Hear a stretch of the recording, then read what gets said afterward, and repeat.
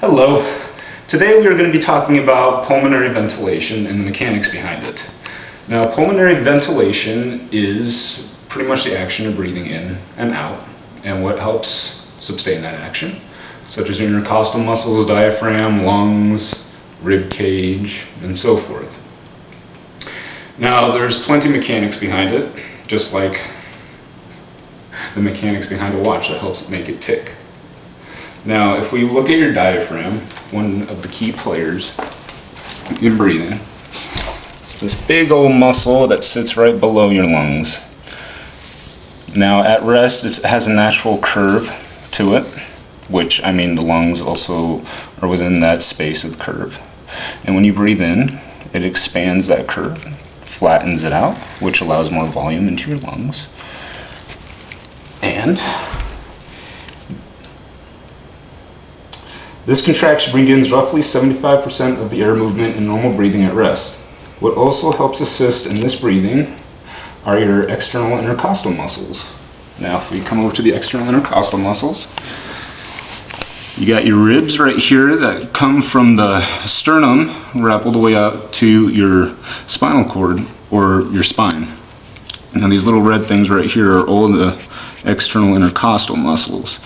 And what happens when you breathe in, the ribs lift up in an upward direction because of the contraction of these external intercostal muscles.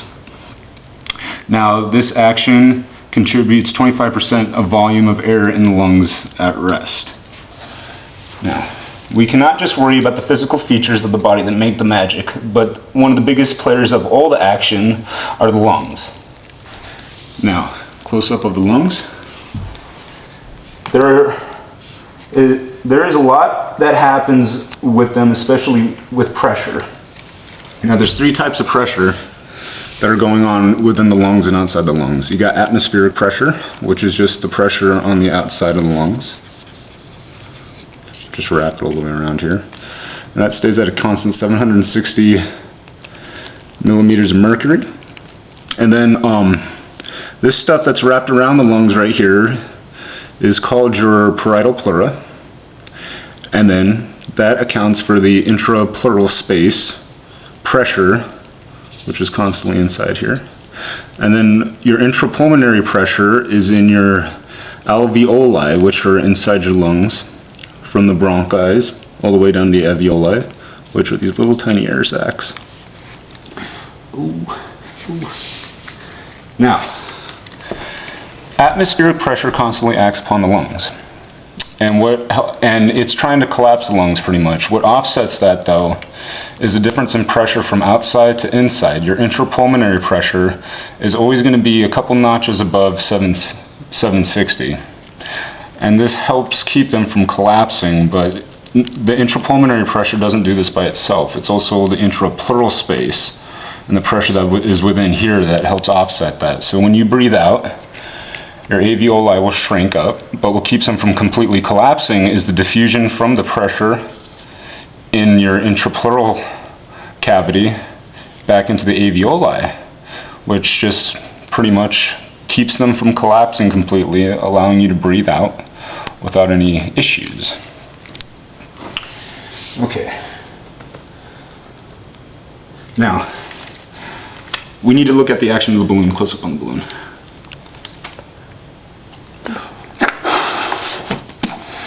This is a representation of when air is inside your lungs.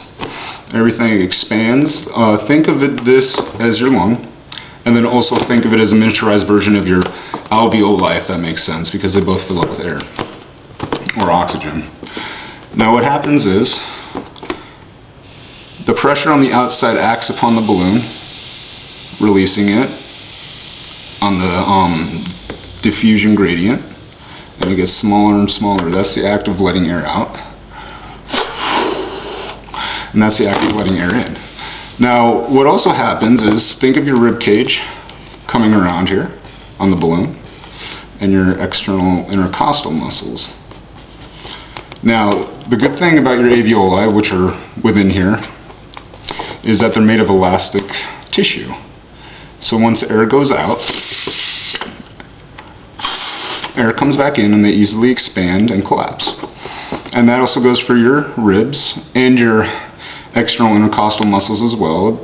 Now the ribs aren't as flexible as you could say, such as the alveoli, but they still do their job.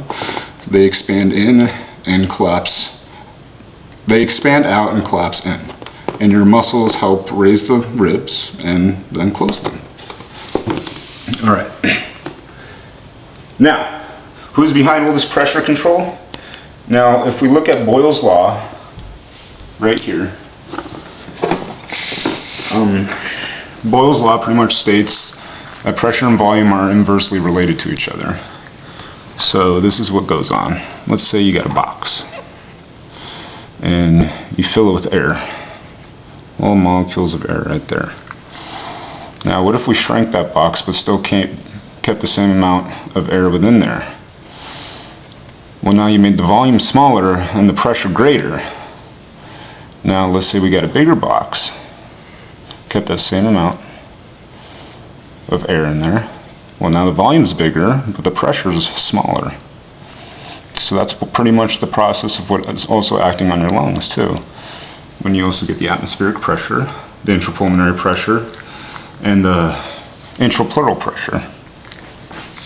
Okay. When you breathe in and out normally, this is called your tidal volume. That's just normal type breathing. And the power behind all this action, pressure is a factor of course, but we have to look back at the diaphragm and what powers this muscle. Now if we come down here, you got your diaphragm right there. It's a big old chunk of muscle. And what helps power that diaphragm are these little nerves that come from your neck but originate from your brain down, down, down to your diaphragm and connect right on top of that muscle.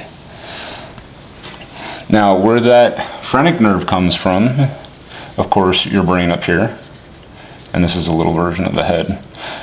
And right here is the spinal cord, where you've got connections C3, C4, and C5, which are all players within that one phrenic nerve control. And then they branch off to form the phrenic nerve, and then they come down and go to the diaphragm. Now what helps stimulate the diaphragm to contract is the innervation of acetylcholine, which helps fire the nerve endings, allowing the muscle to contract and relax, which helps you breathe in and breathe out. And that is pretty much the process of ventilation. Thank you for joining us in this process. You'll have a good day.